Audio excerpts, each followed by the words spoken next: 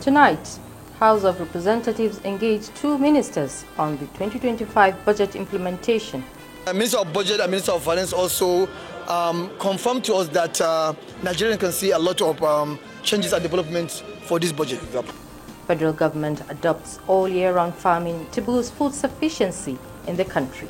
We should have sufficient food produced by our own citizens, consumed by our own citizens. Plus, correspondent with special report on Global Conference of Young Parliamentarians. What makes the 11th conference special is the intergenerational format for the first-timers. Hello and welcome to Parliamentary News. I am Amina Saidu. Sharing news for Nigerians, you may say, as House of Representatives engages two cabinet ministers on the 2024 to 2025 budget cycle towards addressing obstacles hindering smooth release of appropriated funds. Let's hear more from National Assembly correspondent Mohammed Rabiu Ali. Stepping into the People's House are the Minister of Finance, Wale Edun, and that of Budget and Economic Planning, Atiku Bagudu, as well as the Director General Debt Management Office, Tanimu Yakubu. The engagement went on a closed door for hours, centered around reviewing the implementation of 2024-2025 budget. Thereafter, key actors briefed the media. The projects that touch the grassroots, that provide support and provide resources and facilities, the roads, irrigation, other infrastructure projects at the grassroots level are focused on and are given adequate attention and priority. And it's an ongoing discussion, it's an ongoing implementation of the budget faithfully and fully. Members of the National Assembly restated their appreciation of all the achievements under President Bola Ahmed Tinubu, and they commended the respect for the National Assembly and the excellent working relationship between the federal government, and they restated that they have supported all the major reform initiatives which have produced the result, including the latest tax reforms. Basically, members are concerned seriously about that, and Minister of Budget and Minister of Finance also confirmed to us that Nigerian can see a lot of changes and developments for this budget. And let's see how far we can go. The two arms of government pledged to work together in ensuring that the 2024-2025 budgets are fully implemented to meet the yearnings and aspirations of Nigerians. From the National Assembly, Mohammed Rabiu Ali, NTA News. Now, the federal government's adoption of all year-round farming is a policy to enable Nigerians to afford and have access to nutritional foods. Minister of State for Agriculture and Food Security, Senator Sabi Abdullahi, said this at a capacity-building workshop for members of the Senate Press Corps. National Assembly correspondent Lami Ali has more. Ultimately, a reporter's task is to provide citizens with information that they need for effective participation in civic affairs. The minister is here to join others for paper presentation on the topic Parliamentary Reporting, Issues, Challenges and Responsibilities. But he used the opportunity to highlight efforts of government in meeting the most basic need of Nigerians.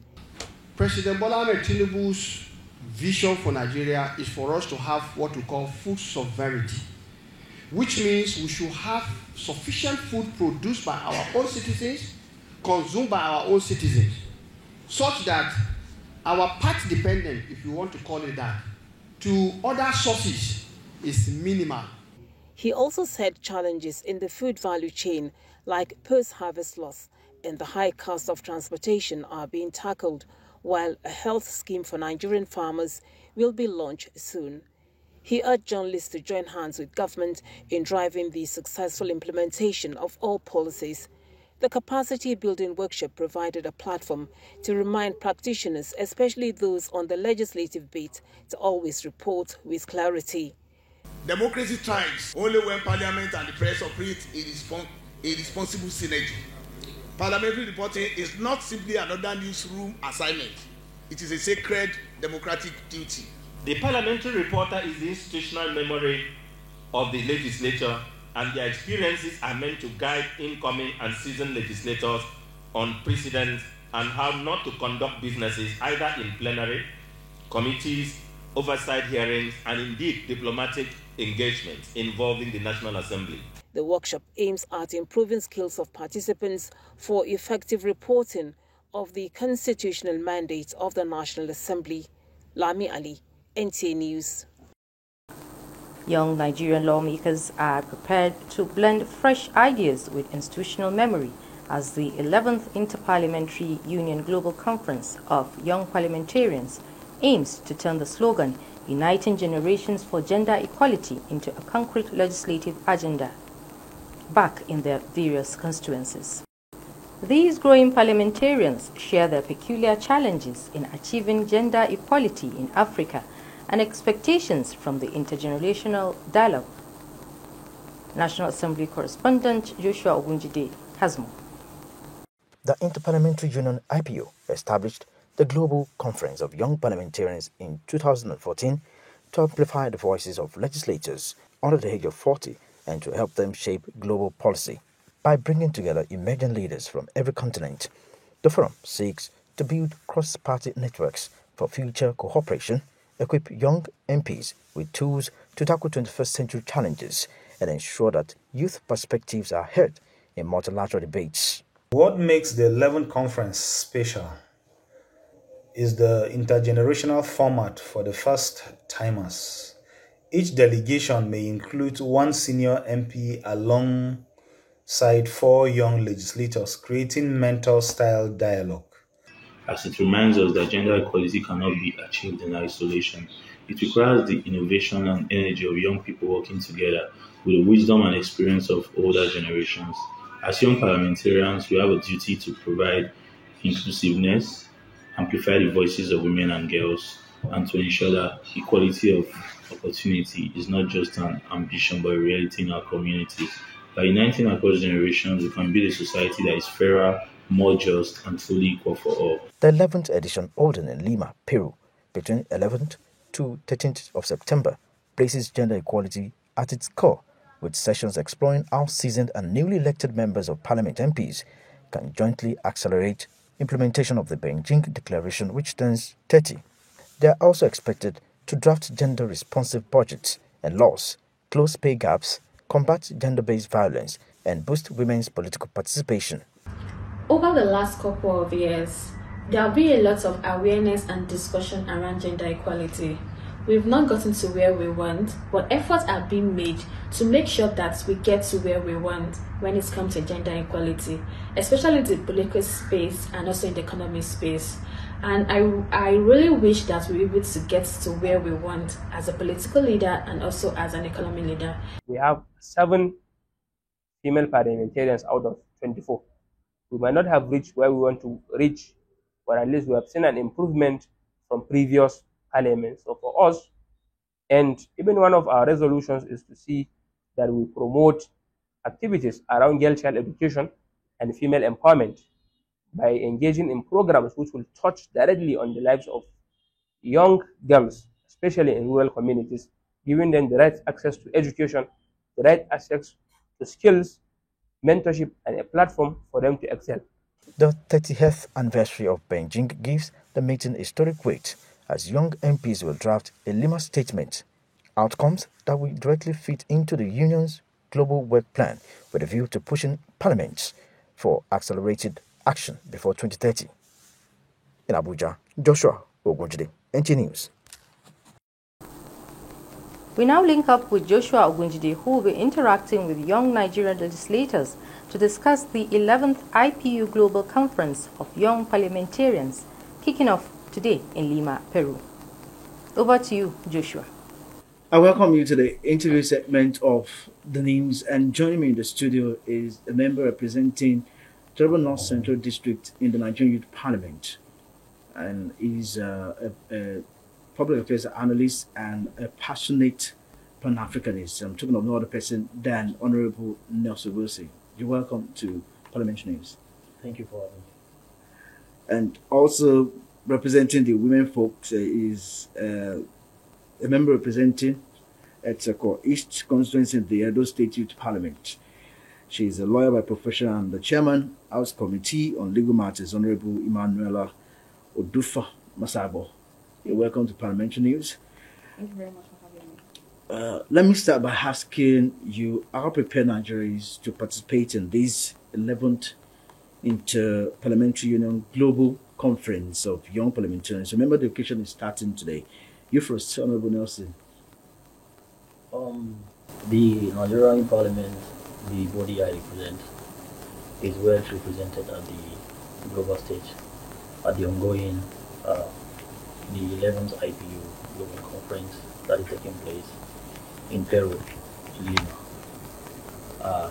Delegation have arrived already, and our delegation are going to partake on the discourse that pertains the theme of the program, which is uniting gender equality for the present generation. So the NYP is represented. Very well represented, yes, at the global stage. Yes. And to you, Honorable Emanuela, what are the peculiar challenges militating against gender equality in Nigeria compared to the rest of the world? We are being, we're talking about our home now, compared to the other part of the world. Okay, I think firstly, being a woman in Nigeria or in Africa in general is a disadvantage. So that's because there are a lot of cultural factors which actually limits women in Africa. We know of in the past, there were issues where women could actually not go beyond certain phases, although now it's better, but we are still not gotten there. So there are a lot of challenges posed against women in this part of the world, Africa, as opposed to other parts of the world, like developed countries. And one of the things I would say, I can talk about the issue of, in the past we used to have the issues of inheritance. For women, it was actually a taboo for a woman to inherit the property of her father. And that can be a limitation. That's a limitation. That only happens in places like Africa. In more developed countries, you don't see things like that. So I can say that in Africa and in Nigeria, we have a whole lot of limitations, even when it comes to occupying positions, even when it comes to political participation, even when it comes to a whole lot of things, women are disadvantaged. And I think that that's one reason why for the ongoing International Parliamentary Conference, I think it's very, very important, and they saw the need to actually talk about gender issues. That was why the theme for this year is more focused on gender issue, gender bias. How can they bridge this gap? Because they know that, yes, in countries like Africa and some other countries, there are actually limitations. We have, okay, thank you. You're welcome. Back to you, Honorable Nelson. She said, what anticipating to participate in the intergenerational dialogue, quote unquote, at the conference, what likely recommendations is the Nigerian Parliament presenting to the Assembly, especially as it concerns gender equality? One good thing with the Nigerian Parliament is that I think we are the only body in Nigeria that is very conscious of the gender equality. The convention that they did at the Nigerian Parliament, the United Nations Charter on New Development, explicitly stated that gender inclusivity must be at the forefront. And that's why if you look at our framework very well, at the course of our nominations, there's this sense of inclusivity amongst the nominees. You cannot have representatives from state without having a gender balance.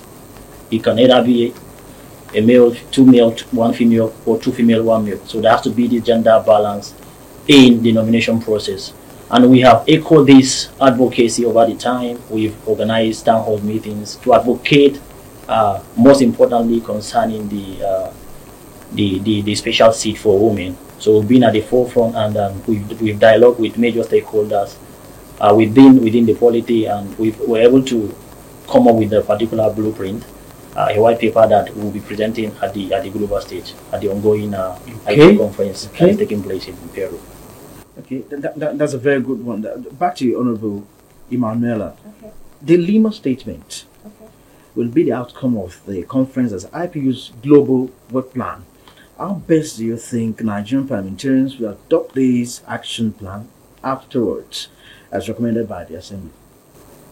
Okay, for me, I think it's very important that we don't just attend programs, attend conventions, and be part of decision making without actually implementing.